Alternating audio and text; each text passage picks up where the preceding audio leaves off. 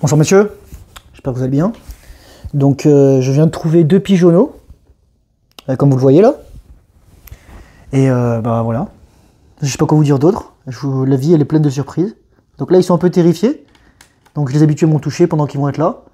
Là je pense qu'ils ont à peu près 2 semaines, vu qu'ils ont déjà leur duvet, ils ont les yeux ouverts. Ils commencent à voir leur plume finale, mais ils n'ont pas encore la taille. Donc en général un pigeon il termine sa croissance à 3 semaines. Je pense même que je pourrais les laisser dehors pendant la nuit.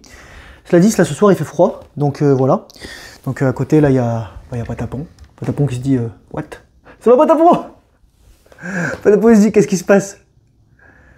Voilà, je sais pas quoi vous dire d'autre. Si, alors déjà, en plus du fait que la vie soit pleine de surprises, vous savez, je vous dis souvent, comment est-ce qu'on connaît la grandeur d'un homme ou d'une personne?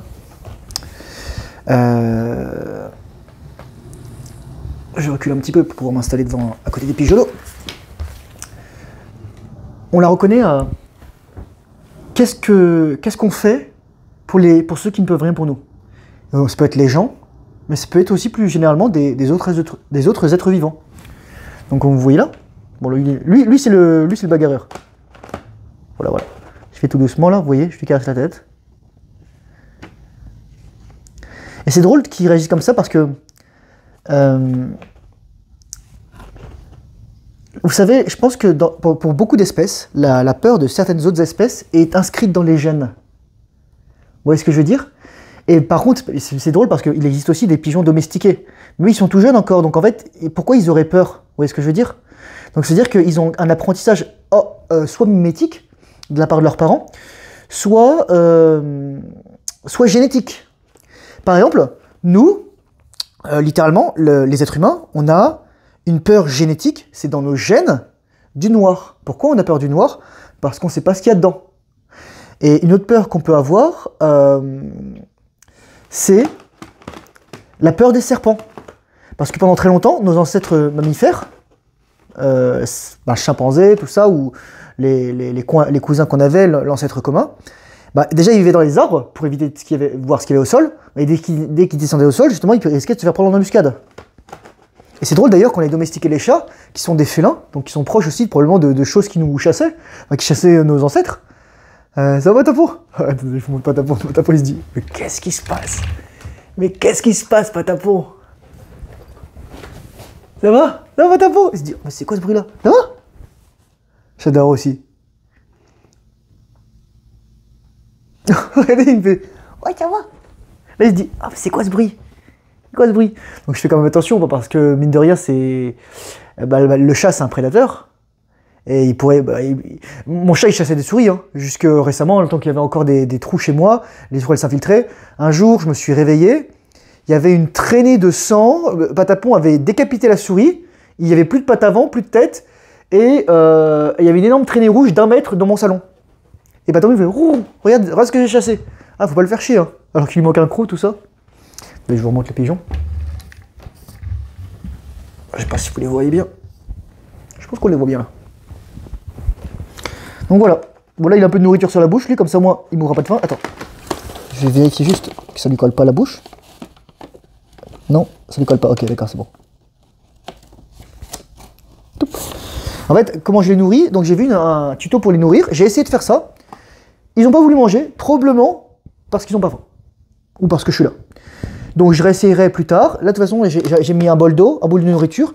Le carton était déjà souillé. En fait c'est le carton de la voisine du 406. Donc la voisine du 406 avait laissé son carton et avait laissé les œufs dedans. Je sais pas pourquoi, sur le balcon. Et ensuite elle a décidé de les mettre en bas.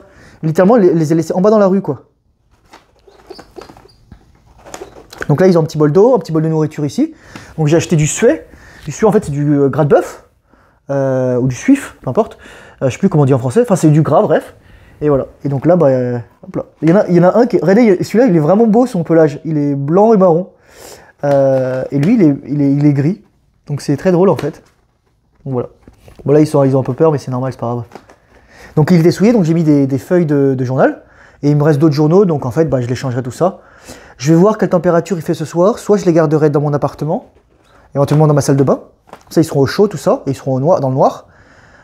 Si chie un peu partout, et au pire s'ils s'envolent, voilà quoi. Et sinon c'est ça, voilà quoi. Donc voilà. Donc ouais, bon, ils ont un petit peu peur, mais vous voyez. Hop. Et c'est drôle aussi parce que, vous voyez, comme c'est des oiseaux qui sont des proies, on le voit avec leurs yeux, comment ils sont faits. Leurs yeux sont là, en fait. Ils sont pas là comme nous. On n'a pas les deux yeux en face pour voir. Eux, ils ont les deux yeux sur les côtés pour voir les menaces, en fait. Bon, après, il y a des oiseaux aussi qui sont des oiseaux de chasse et qui ont ça. Oh là, oh là là. Mais ça doit être terrifiant, hein. Vous vous rendez compte, vous êtes un petit pigeonneau là, de 15 jours. Et là, il y a un grand géant qui... D'abord, il y en a une qui vous fout dehors, qui vous éloigne de vos parents, et il y en a un autre qui vous récupère et qui... Voilà. Et voilà, parce que en fait, je les ai laissés dehors, à un endroit où on ne pouvait pas avoir de menaces et tout ça. Et je suis allé voir, et il n'y a pas les parents qui sont revenus, en fait. Donc voilà. Donc je pense que je vais les laisser sur mon balcon, et ensuite, dès qu'ils seront prêts à partir, ils partiront. Je détourerai mon balcon, de toute façon mon balcon il doit être démoli. Et voilà. Mais c'est ça en fait. C'est la vie, elle est ironique quoi. Enfin, c'est trop drôle. Voilà. Et c'est un truc qui est triste parce que j'étais avec ma voisine, elle me dit ah mais de toute façon, qui meurt ou pas, il y a assez de pigeons comme ça. Je fais c'est dommage de penser comme ça en fait. Regardez, hop là. Ah, il essaye de m'embêter. Il essaye de m'embêter celui-là.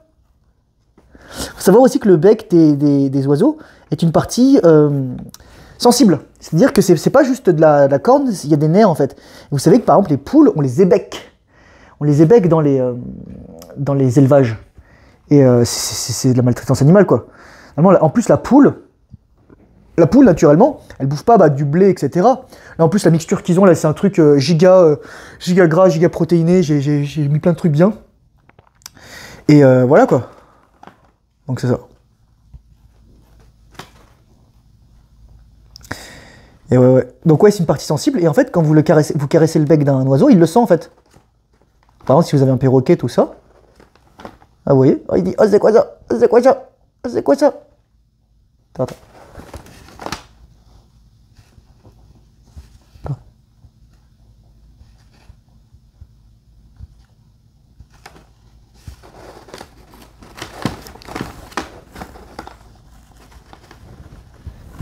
C'est une vidéo comme ça. Peut-être je sais pas si c'est intéressant pour vous, mais c'est juste voir en fait ce genre de choses. Vous pouvez choisir l'impact que vous avez sur le monde en fait.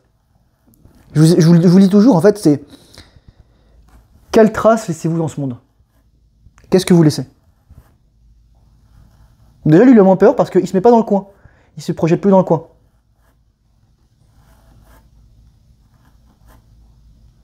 Je sais pas si c'est un mâle ou une femelle. Je sais pas si on le voit bien là. Attendez. Je vais rapprocher.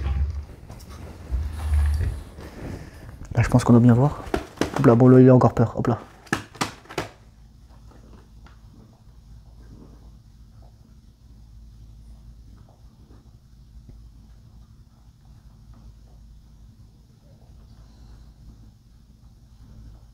Bon, bah c'est juste ça. Ah, ils ont l'air fatigués. Je vais les laisser dormir, je pense. Lui, il a fermé les yeux. Je pense qu'ils ont dû être stressés, avoir une journée très mouvementée. Et je vais les laisser dormir. Et voilà. C'était juste ça. Juste une petite vidéo. Je pense que c'est le genre de vidéo... c'est ce genre de vidéo que je prévois pas du tout. Mais c'est ce genre de choses aussi. Quand ça vous arrive, c'est... Enfin, je sais pas, vous imaginez les premiers humains qui ont domestiqué des pigeons. Le pigeon domestique, le pigeon voyageur. Hop. On est drôles les humains quand même, on dit ah mais tiens, si j'en faisais un Pokémon. Vous savez qu'il y a une espèce d'araignée, c'est très drôle, une énorme araignée, vraiment grosse quoi quand même, un truc comme ça. Il y a des insectes ou un parasite ou un truc comme ça qui bouffe ses œufs. Et en fait pour s'en protéger, l'araignée elle domestique une petite grenouille qui bouffe en fait, qui est la prédatrice de ces insectes. Donc elle protège la grenouille de ses prédateurs. Et en chance, la grenouille, elle vit et elle bouffe les insectes qui essaient de bouffer les œufs de l'araignée. C'est un truc de ouf, les gars. C'est vraiment un truc de ouf. J'essaierai de vous retrouver ça. Ah, qu'est-ce qu'il y a, toi? Ah, regardez.